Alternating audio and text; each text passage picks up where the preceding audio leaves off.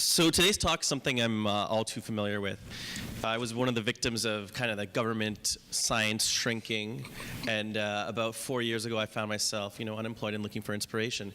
Came across something called Creative Mornings, and together with a friend of mine, we decided to bring it to Ottawa. So we started off with $0, and that was about 4 years ago, and we bootstrap every session. We still kind of have $0, but that's a whole other discussion. But partnerships are how we survive. So partnerships are something that we're all too familiar with, and myself I'm all too familiar with. And today's conversation is going to be all around that. So collaborative conversations around that, how we can use partnerships not only to grow your own audience, but to also build new connections and to grow your event or your program and further your goals.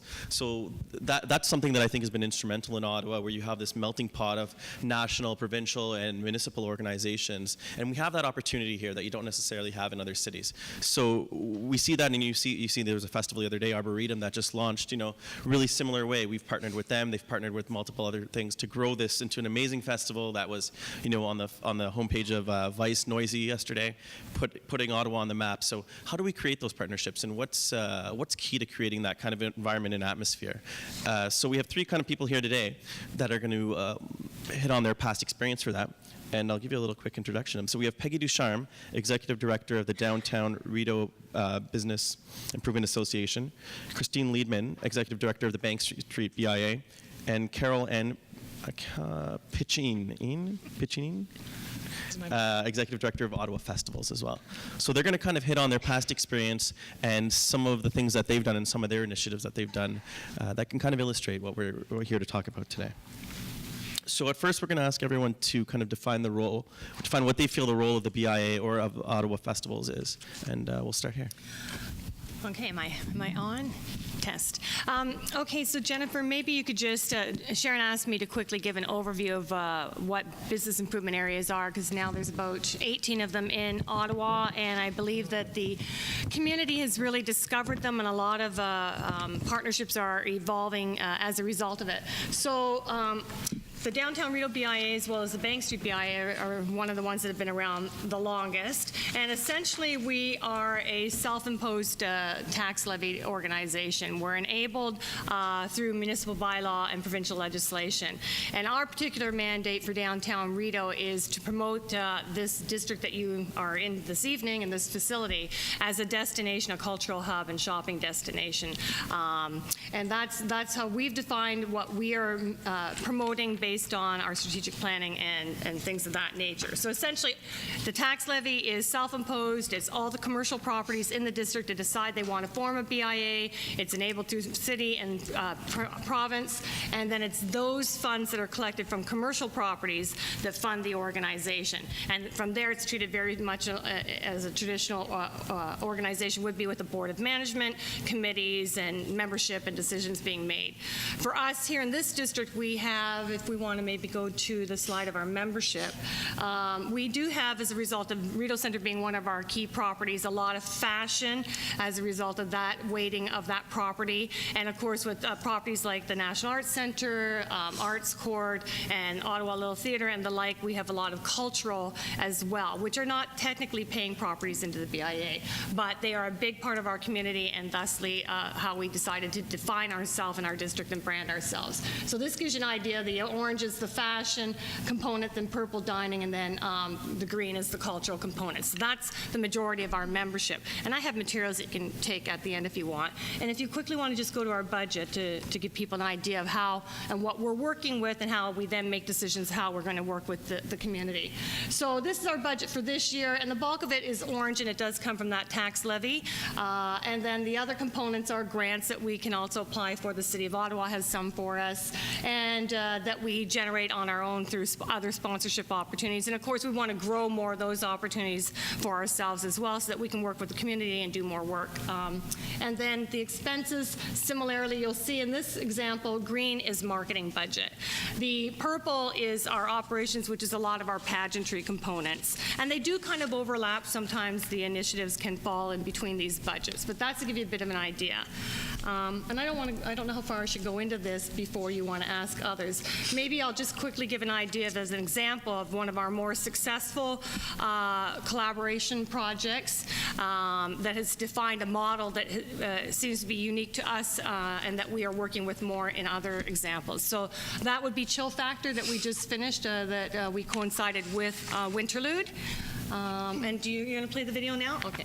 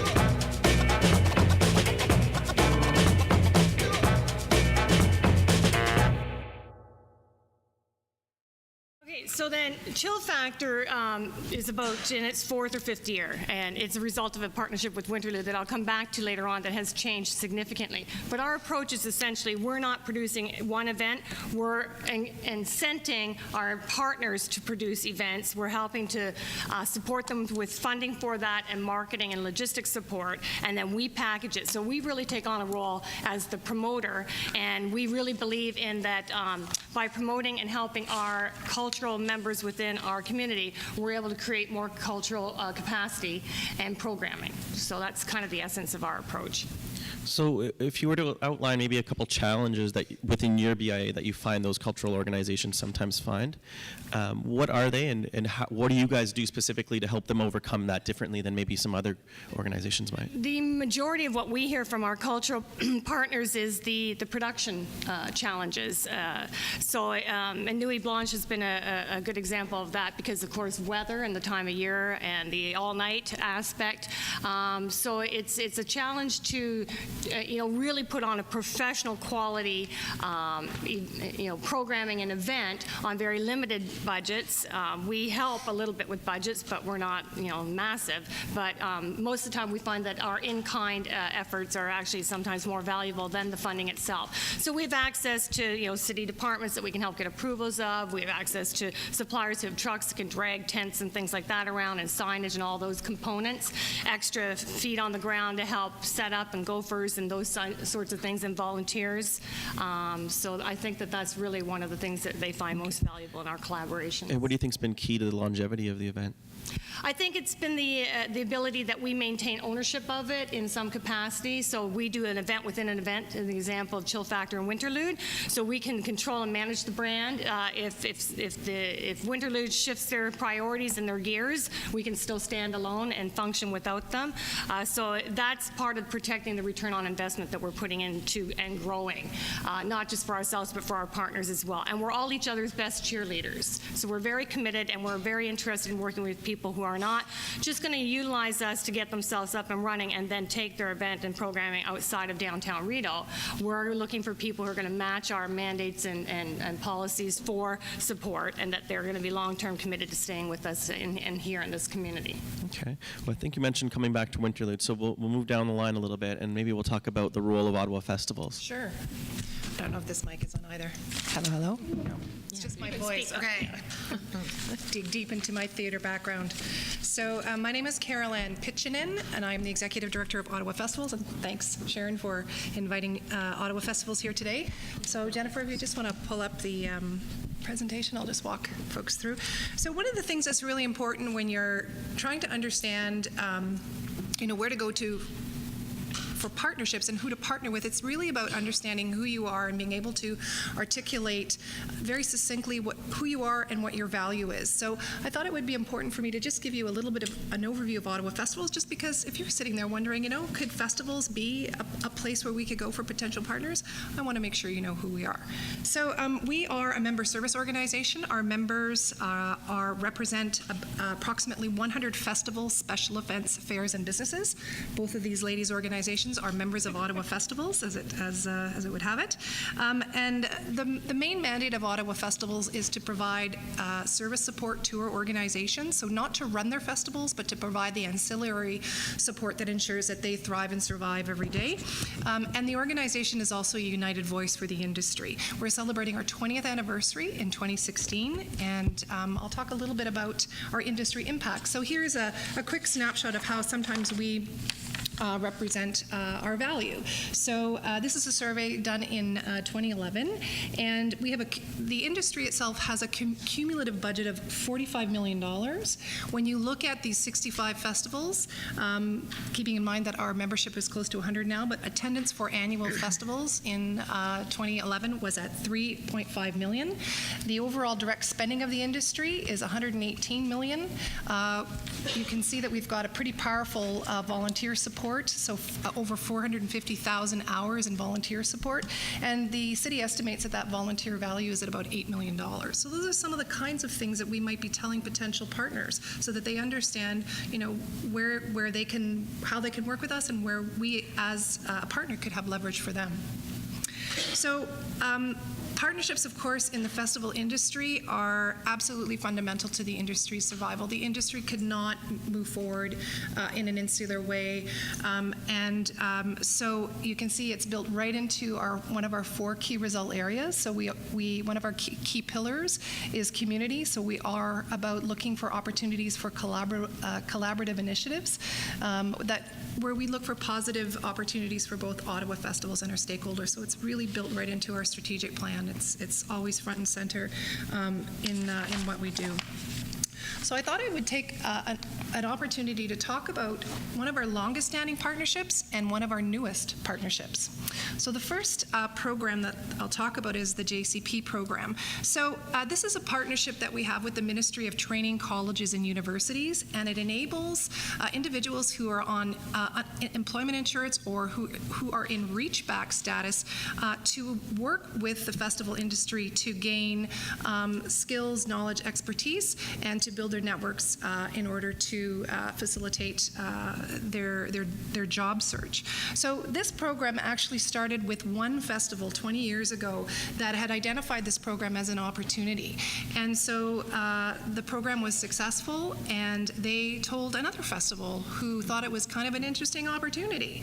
And so these two festivals got together and shared employees through the Job Creation Partnership Program. And then they started to talk about the value of this program for the industry, and soon, a few years later, Ottawa Festivals became a stakeholder in the Job Creation Partnership Program, and we now have 30 members, so approximately 80% of our members who are eligible for the program take advantage of the program. And the organization also negotiated with the ministry to have an HR representative manage the program on their behalf. Otherwise, festivals were going individually to the ministry in order to benefit from the program. That brought an HR manager into Ottawa Festivals. It helps that person manages the program, but she also provides HR support to the organization. So there was a really great win-win opportunity for that program, not only with the festival industry, but also with the organization itself.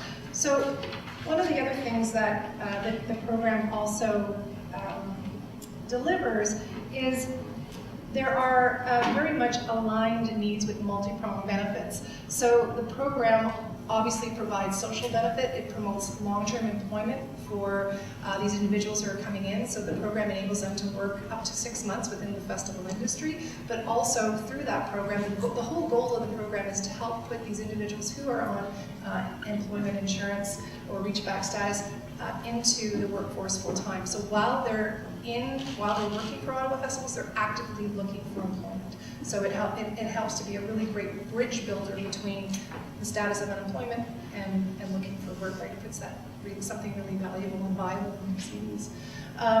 So that's the participant benefit. Oh, if we just go back. Right, so then we talked about the benefit back to the festivals. It actually expands their already functioning team, so they need short-term support for their projects.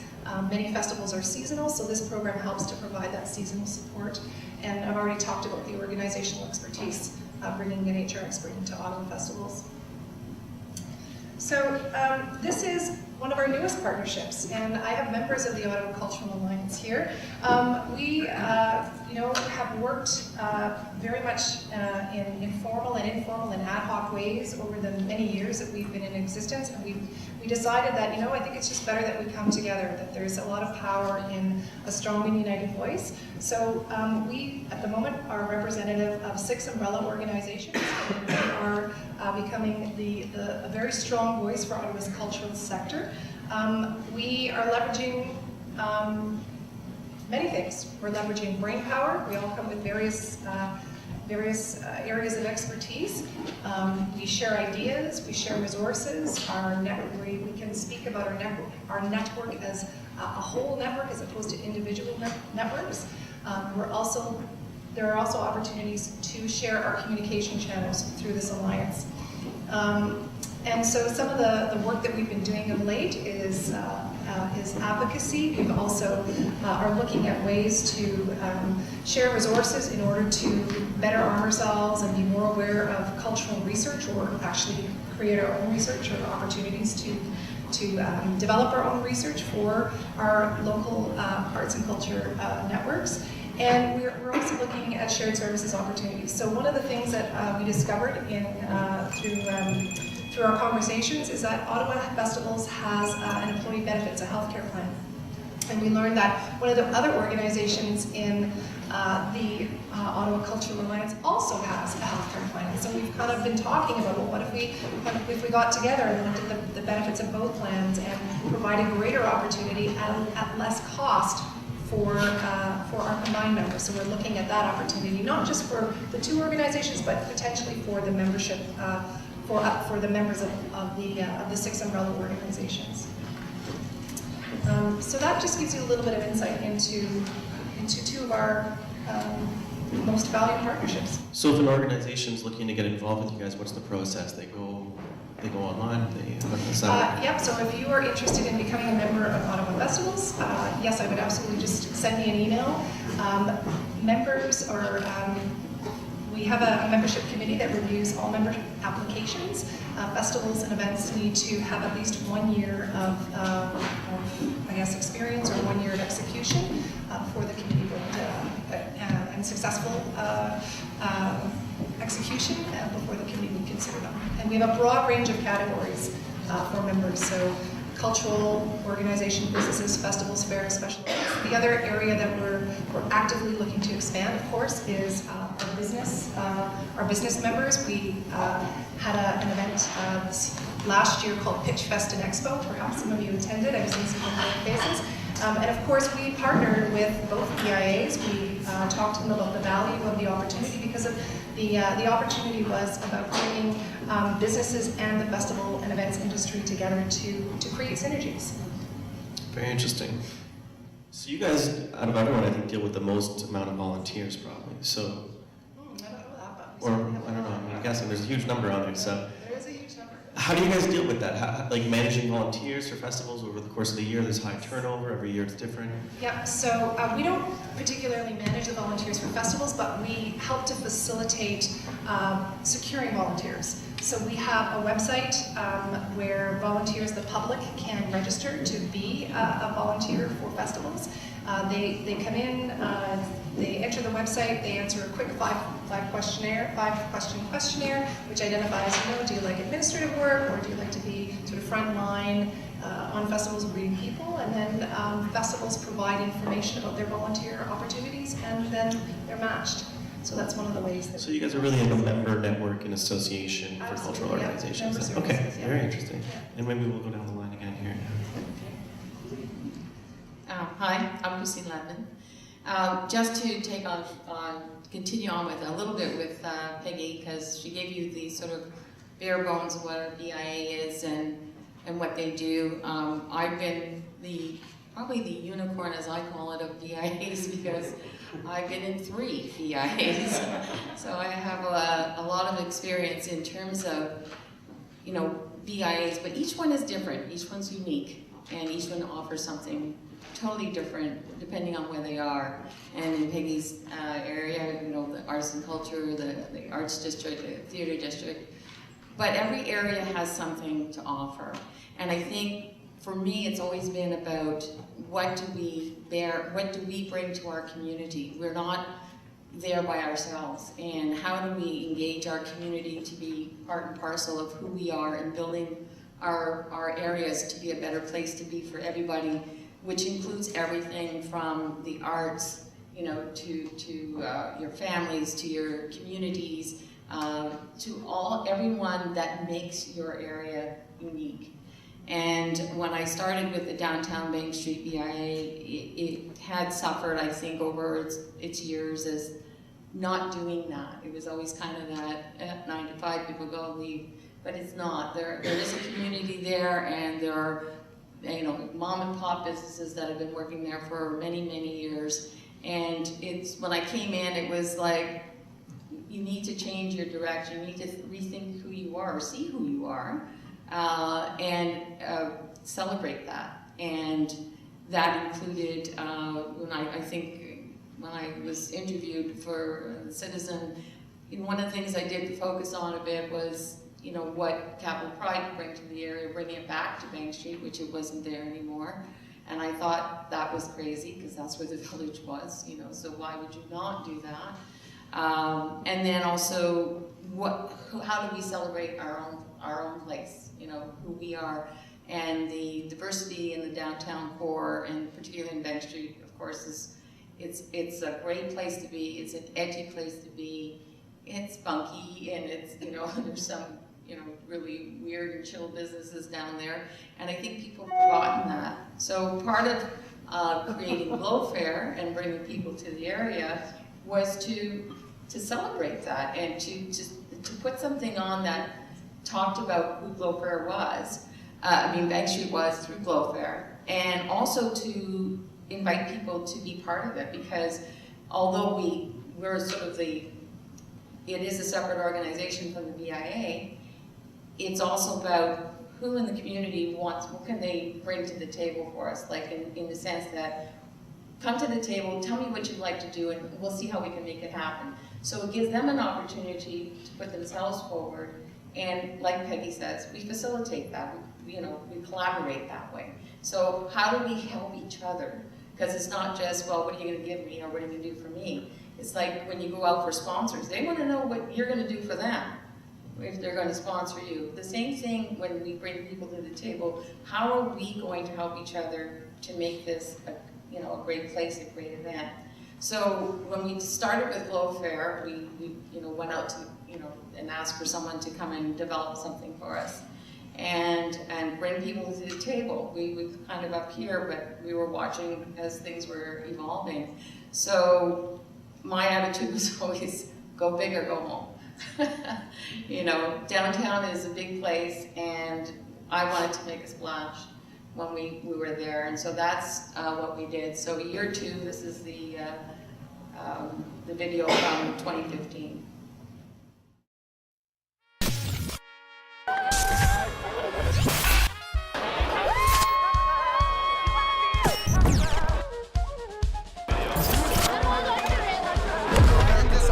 himself Jesus. Nori charge up, but we butt heads like Beavis. Not an opportunity that I can pass up. Catapult past where I am to get my cash up. No, but it's not about that. Fulfilling my dream, yeah, it's all about that. Chasing the cheese, caught up in the mousetrap. Slow process, no, it's never ASAP. Long live the effort, brush in hand, mirror on top of the dresser. Back in the day, never thought of the pressure. Gotta do it better, you wanna do it forever. Lights so bright, emotions high like a kite. Man, this is so amazing. This feeling's intoxicating. What? I want that feeling. Come on. Why do I feel intoxicated? I want that feeling back. Why do I feel intoxicated? I want that feeling back. Why do I feel intoxicated? I want that feeling back. Why do I feel intoxicated? Feel intoxicated. Oh no, it's not anticipated. Intoxicated. Oh no, it's not anticipated.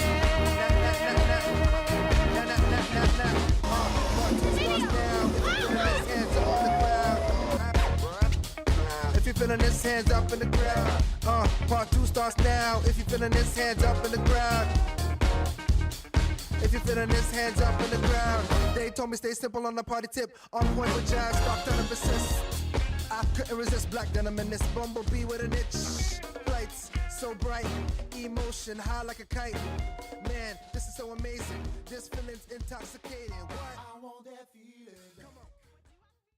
So every year, of course, it's living up to it as well, you know, which is a challenge. And so, but every year, and this year in particular, what we're finding is that more and more people are coming on board because they're just so interested in getting involved with it.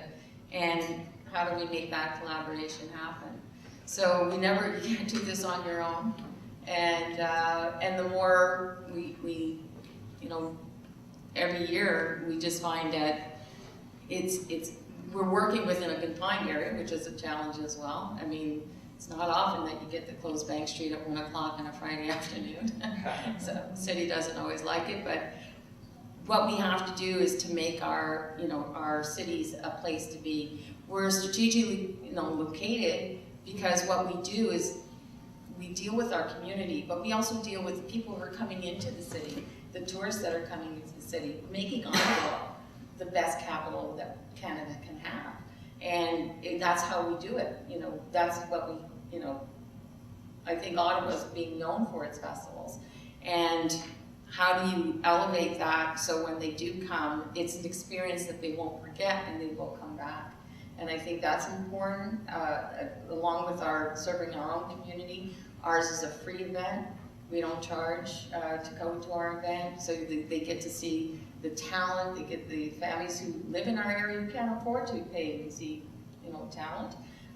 This gives them an opportunity to do that as well.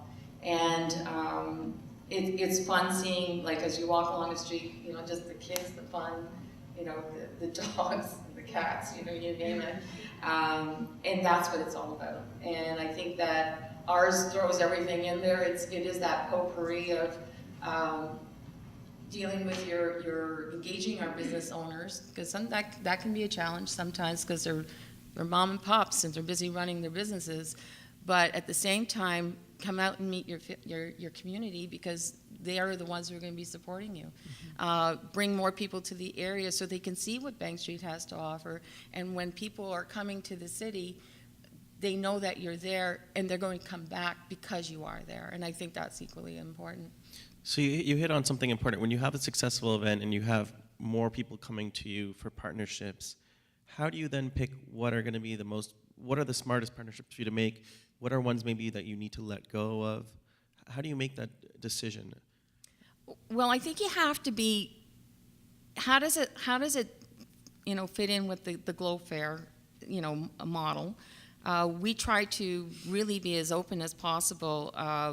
Like the arts groups that we have, we let them build what they want. You know, what is going to be the best outcome for you?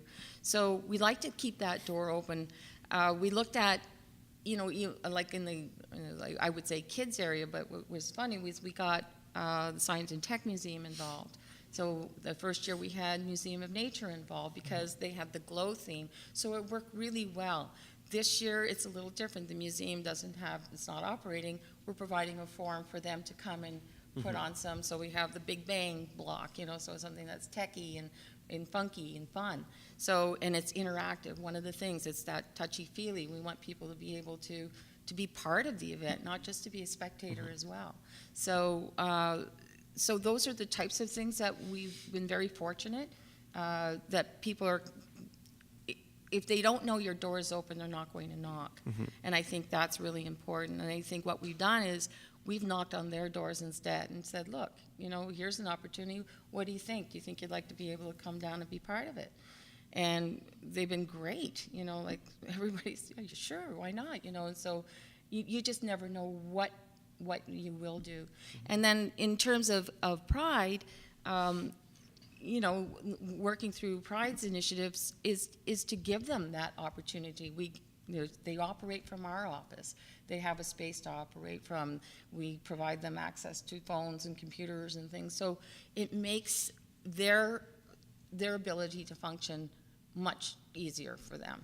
So it's not here a dollar thing, but it's an in-kind value that's very important for them to provide, a professional presentation and opportunity to meet people, to bring people. So I think, again, because it was important to us, because it's part of who we are in the downtown Bank Street area. And so how do you facilitate that partnership to make their outcomes successful as well? Okay, interesting. So now we will start at the top here, and let's talk about maybe what you feel was one of your most successful partnerships, and on the other side of the coin, one of the ones maybe that didn't pan out. I think for us, our approach is so different in listening to Christine in that they're putting on a large event that's all very inclusive, and it's set on a defined timeline, and it ramps up for a long period of time, and then it happens. For us, our approach is much more empowering and enabling our partners to be the best of what they can be and shine, and we put the spotlight on them, and we help give them the tools to help themselves. So that is a lot of the organizations within this building, and then what we do is we more or less try to create opportunity through the BIA, creating signature event opportunities throughout the year, whether it's Chill Factor during Winterlude or Lunar Cycles during Nuit Blanche or Canada Day, where we can also have them all program underneath a more defined collective timeline than just doing their individual components as well. For the most part, that works fairly well for us. I think that it's exciting when we see our business community also engage, and Top of the World is one of our best examples. They do a lot of great programming for us on Canada Day. They bring their resources to the table of their sponsorships through Red Bull and Burton and people like that. They extended it into Winterlude and Chill Factor with the little children's skateboard component. And they're always willing to, when they sit at the table with our cultural partners, offer up their resources to help work collectively as a community. I really can't think of too many things that didn't work too well for us, because it's not the BIA so much in our example as taking ownership. It's up to our partners we work with. And we constantly hear how whatever we are doing in support for them has helped them with their other initiatives. So whether it's the in-kind or the funding, has helped them with their grant applications to acquire more money somewhere else over here, or the visibility that we've been able to give them and statistical data and numbers of audience reach and things like that has helped them in their evaluation reporting back to their grant applications. So it's much more of a holistic kind of approach where we're almost their promoters. Rather than us being the lead and them fitting into us, we've flipped it around, and they're our focus and lead, and we support them. And with respect to approaching small mom and pops, sometimes they are hesitant to get involved with organizations. Do you have advice for people on how to do that? What you think what is the best approach to, when a business owner might be apprehensive? I would say, I don't want to use the phrasing waste your time, but really look for the fit that is more conducive, and not, try to engage somebody who's just, they're so distracted because they're so overwhelmed and so busy dealing with their day-to-day functionality that they can't appreciate the opportunity and vision you're trying to bring to them, or there may be another partner that has the ability to reach through to them through the collective, which in, Top of the World would be an example, or we engage people on our committee levels. And then by them participating on that, we're able to identify, we're inviting you because we know you have the potential to be open-minded and engage and be supportive, and you buy into the vision, and you're going to be a collaborator. And sure enough, once we get them at the table at the committee level, and they see the excitement in more detail than just in passing a quick comment, trying to give them the elevator pitch that doesn't stick and sink in, that's a better way for us to bring new people into the process. Okay, that's good insight. And for you guys, what do you think was one of maybe your member organizations that did the best job of kind of harnessing all the services that you guys offered? And Sorry, you're asking me what? which one of the cultural organizations that you guys work with probably took the most advantage of the services? And That's a good question. Actually, Dick Loesch is here. Where's Dick? I saw him in the back. There he is. So Dick is one of our, he's an interesting member. Dick, if you don't mind me bringing you into this conversation a little bit, but it might be interesting to hear it from a member's perspective. But Dick's festival is the Velo Festival. It's one of our smaller festivals. It's a community-minded festival. And one of the ways our members, I think, and Dick in particular, gets the most value is Dick is at everything. I see him everywhere. Like last night, he came to our strategic planning session, and thanks again for coming out tonight, Dick. But he takes advantage of all of the opportunities. He makes the effort to be out there, to be visible, to be open,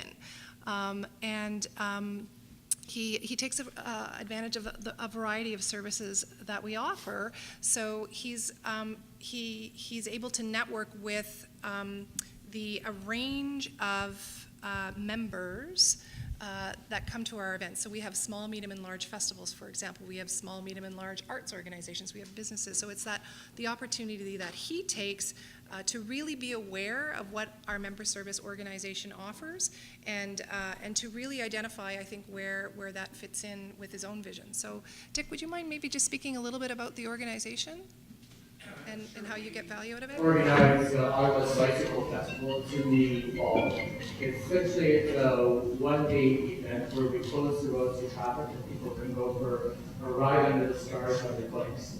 Montreal has had a similar festival for 30 years now. They get close to 18,000 people coming to their event. We're at about 1,000. So our vision is to grow the event. We've done that by partnering, as Carolyn mentioned, partnering with other festival organizations. Ones that earlier in the year we go to their bike valet and hand out promotional materials. So try to use very targeted methods of reaching people who have bikes. Anyone with a bike in the garage is essentially a part of our target market.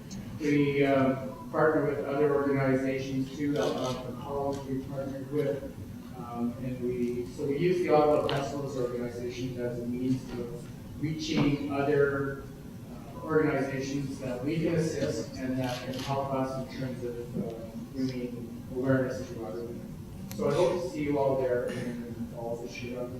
Yeah, one of the things that I think Dick does really well when he is at our events is he's always looking for different ways to create memorable experiences and sees the industry not as a competitor but as a potential partner. So, for example, Dick might want to partner with the Tulip Festival because you can ride your bikes along the Tulip. Right, so you could provide some animation. I remember he and I talking one time about he wanted to create an opportunity where cyclists could drive by art under a bridge. So I thought, well, I know some of our members who might be able to provide you art or have a bridge in their neighborhood. Why don't you sort of work with that ward or community, right? Get your counselor involved. So you ask a simple question about how, and then you have to look tangentially at what opportunities are in front of you with your neighborhoods or your partners. It's through that really, I think you said it well, is that it's about taking the time to really explore. Don't just go in there with a sort of a one-track mind. Be ready to be open and have discussions and network broadly. Don't just stay within your own silo or your own sector. Get out there and make the effort. It pays off. Do you have any suggestions for resources people can use? I mean, there's the everyday websites like Apartment 613, things like that. But is there anything in particular that you For networking? follow? Yeah. Yeah, I mean, Ottawa Festivals has a variety of networking events. The cultural community here is very active. I mean, this Creative Capital Exchange has been an excellent opportunity to network. The City of Ottawa also has a variety of opportunities for cultural organizations for small businesses, so I encourage you to go there. Use LinkedIn. Ottawa Festivals just started to use LinkedIn to help us promote our Pitch Fest and Expo, and we were shocked at the amount of companies that actually got in touch with us that we never even really heard about. So, and it was an effort on our part to get it going, but we were really surprised that something that where we really didn't think there would be opportunity really was. So, Excellent. you can Thank surprise you. yourself. So with respect to Glow Fair and Pride now, what are maybe some of the stronger partnerships that you guys kind of found were key to the success of the event, and maybe some of them that didn't work out so well, and if you can illuminate why? Well, I think with Pride itself, I mean, it was a solid 2015, and again, it's building on that, for 2016. My involvement is more from a board perspective and also from a in-kind, sponsor.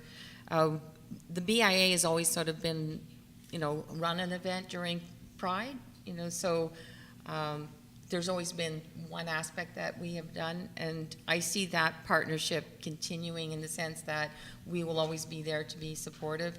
Is there more that we can do? Those are opportunities depending on the type of programming that's established by Pride. Then we look at it as maybe there will be an opportunity for us. But with Glow Fair, it's really, it's so new. We're in our third year. Mm-hmm. So every year is almost like you're starting again because you're revisiting, some of those things. Can we do that better? Or somebody else wants to get involved, let's talk to them. And the thing about Glow Fair too is keeping it fresh. And I think that's another important element when we look at it. What new talent can we bring to the table? And those are the challenges that we are looking at, with the exchange rate. Even though an entertainer or an artist may be Canadian, they're looking for US dollars because of the agencies they deal with. So I mean, this has been in the news for everybody. So, but then be creative. Like, we look at our Main Street, we really stay local with some elements of our, programming, like for local artists, whether main stage or DJ stage, we combine the two, they have them. So those are the things that we have to, balance out. I wouldn't say that there was a bad thing that happened. I think that with every year you learn, I could have done, okay, that could be better. Or, there could be another collaboration, and we'll bring partners together too and say, well, we have this, what if we bring this organization in, how would that work? And so that's another thing we're doing is there's more building that goes on year over year. Mm-hmm. And so I think it's been very, very positive on both fronts, for Glow Fair as well as for Pride. Perfect, thanks. Before we open up the Q&A, I just wanted to throw up that slide of that picture that I sent you guys. It's super timely. A friend of mine sent this to me this morning from his keynote in San Francisco, and I think you all might know him, Harley from Shopify, and he was at a conference called Shopify Unite about partners, and he had this slide, and it's called Value for Partners and Captured Value, and it's always create more value than you capture. And I think that's a key thing to have in your mind when you're thinking of partnerships versus sponsorship, which is completely different. So I just thought that was topical, and it was really timely that he sent me this morning. But let's open up the floor to some questions. And I'll repeat them after too, so they're recorded. Maybe not so much a question, but a comment. It struck me from one of the slides from the Creative Capital Exchange that one of the participants said, we're stronger when we share resources, and it can be whether it's admin or office or what have you. And so Christine has given an example of bringing Pride into their office space and sharing and helping them that way too. And then Carol-Ann, you didn't mention it, but Festival House, rents office space. Yeah. And well, maybe you wanted to talk about that because that's another example of, all of us could use some shared facilities. And my dream someday is to have a heritage house or have kind of like you have Festival House. Yeah. So Festival House is actually is owned by Blues Fest, and it was something that I believe Ottawa Festivals and had talked about for many years is actually creating a hub space. So through the building that Blues Fest has created, they have an area called Festival House, and their mandate was to basically create that hub space, create an office space. So Ottawa Festivals was able to benefit from the extra office space that they have, having moved into this building. So we're able to expand the number of participants that we can invite to events. As a result, there's some, we had a gap. We didn't have enough space, but they also needed people to fill their space. So we decided we hold events there. The members get a chance to see what the space is like, and it does create an environment for shared resources, for sharing resources, and just for sharing idea sharing. So many members have come on board because they like not only the concept of having a space, but they're with other festivals. So immediately it's a very open environment. There's idea sharing happens like naturally, right? So I walk over to your desk and I kind of say, oh, can I borrow this? And they're like, oh, what are you doing? And this is what I'm doing, and we're kind of doing that too, and wouldn't it be great if, and there you have it. It's an incubator. That's exactly it. Yeah. And so on kind of a related note too, it struck me that the videos I saw, I don't know about everybody else, but I hadn't seen those before, any of your unique videos, and you didn't put them together for this, right? No. They were excellent. So how do we get those out? Could they be on Rogers 22 or play over and over? Or, there's some great alluring aspects to know more about those events. Yeah, Ottawa Tourism? that'll probably go on our website once it's under construction right now for Glow Fair, so it will go on. I was actually talking about that today, about putting the video up on our site, so even if there's a link to it through YouTube. So Rogers is always looking for community content. We have all our creative mornings playing on Rogers. So. And the festivals has an opportunity to share, video and ads, little snippets. And I know I don't have anything for Byterm Base, but someone like you guys have produced some nice bits. And then finally, on that sort of partnership thing, when is the launch event for Ottawa Festival?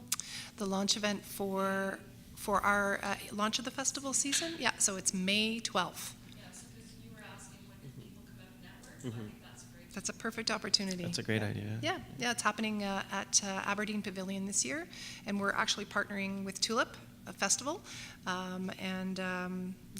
20th anniversary. And are there still desks available at Festival House? Or There absolutely are desks available. It's pretty cool. There's some offices with fireplaces, I think. Mark's has a fire pit. Yeah, or a no, Mark fireplace. doesn't have a fireplace. He does have a patio, though, Yeah, on the second floor. It's a good office space. Yeah, hi, I'm wondering about the capital of the national celebration of our nation's party in 2017. How does the partnering with the federal government affect the local festivals and BIAs? How does that happen? Is it a partnership where they come in? How? Well, I think that, there's two different, if you look at it from the federal level, I think most of the stuff is Parliament itself, Parliament Hill, but they are making funding available for different events, or for people to, whether you expand your event or you hold a special event. The city is also doing some of that. The city's also created its own organization, Ottawa 2017, I think it's called. So it does kind of run in competition for those of us who do run festivals, because they will be going for the same grants and opportunities. And it's an initiative that they've undertaken. It would be unfortunate if the existing festivals suffer as a result of it, because the ones who are running every year are the ones who sustain what happens in the city every year. But I think there is, there's more information that's coming out all the time with the city, and there may be an opportunity for maybe something that they do create during 2017 that may be sustainable, that somebody might want to take it on as a festival year over year. So it's kind of one of those. So you're not really been invited to the table yet? So Ottawa Festivals actually is on the Ottawa 2017 Board of Directors. I do sit on the Board of Directors, yeah. Yeah. So there are a couple of programs that are accessible for arts, culture, and heritage organizations. So actually, I think the grant is due tomorrow. Yeah. Yeah. Yeah. Yes. And you're all sitting here. 4 p.m. So if you leave right after this. Yeah, that's right. you should- Yeah. So Peter from Ottawa Arts Council, Victoria from AOE Arts Council, and myself from the Council of Heritage Organizations in Ottawa are co-stewarding with 2017 that program, and yes, that one's due tomorrow. So if you hadn't applied to that one, it's not likely you'll have it due tomorrow. But there are 2 more. Yep, there's Ignite, so that is also for cultural events. If you have a big, bold, outrageous idea, pop up. That's right. That's accessible as well. And there's also a civic events grant that was originally for events that were happening on civic holidays, but they've actually expanded the criteria. I don't have all of the details at my fingertips, but everything's available online at Ottawa2017.ca. And I think there is a caveat about it can't be a festival, I think, actually. That's so right, it won't compete with the actual we have festivals, a program that we're going to be announcing very soon, and it will have a legacy element built in for certain that will help to promote the festivals, fairs, and special events industry in Ottawa. So not specific to our membership, it will be broader than just our own membership. And if I could get back to the point of the BIAs, as probably everyone's well aware, the city's been talking about 150th for several years now. And I believe some of the grants or the programs have recently been announced. I know of one for sure, I haven't been following them, so I'm not sure which one, but it is not eligible to BIAs. So what we're finding is a lot of the BIAs are not overly engaged in creating any specialized budgets or programming for 2017.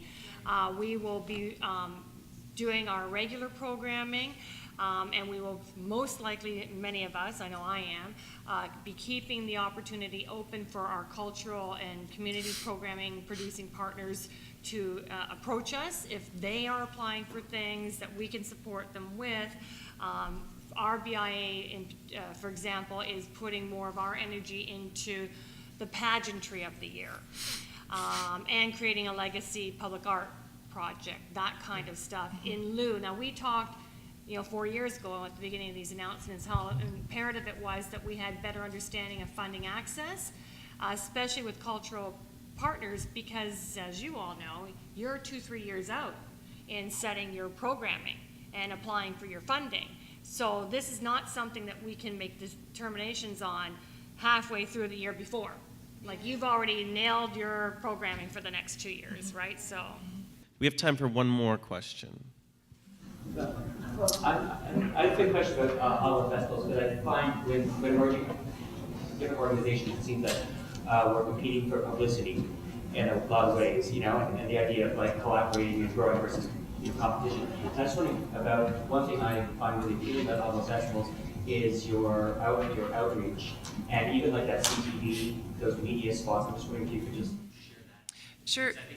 Yeah, so we have a partnership with CTV, so we're able to access all of the channels that CTV has, both radio and television, and we gather information from our members. They tell us about their events, and then we have a coordinator, actually through the Job Creation Partnership Program, that supports our public awareness campaign for 12 months of the year. So we're actively helping our members get their events in front of media. So through our relationships with the media, we can easily pick up the phone if our members have an event or a contest that they want to run.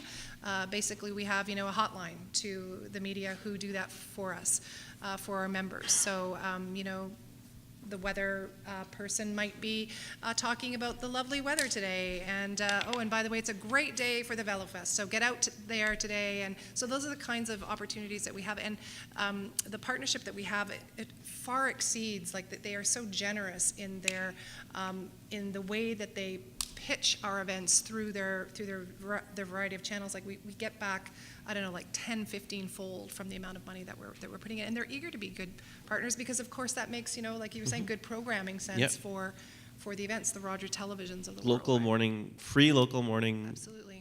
spots are invaluable. We do that for the food truck rally, but there's only one thing better. It's if you don't have to wake up in the morning to do them yourself. Yeah, So exactly. that's actually great, actually. Exactly. Yeah, and we will do that for you too. And you know, we're also eager to help members if they're trying to figure out how to put a good communications plan together. Media relations really not their thing. You can call us up, and one of the benefits of membership is you can speak to our director of communications or come in and we can help. We can help you lay that out. Well, this has been very informative. Thank you very much for coming out today, guys, and thank you very much for your time and for your insight. Thank you.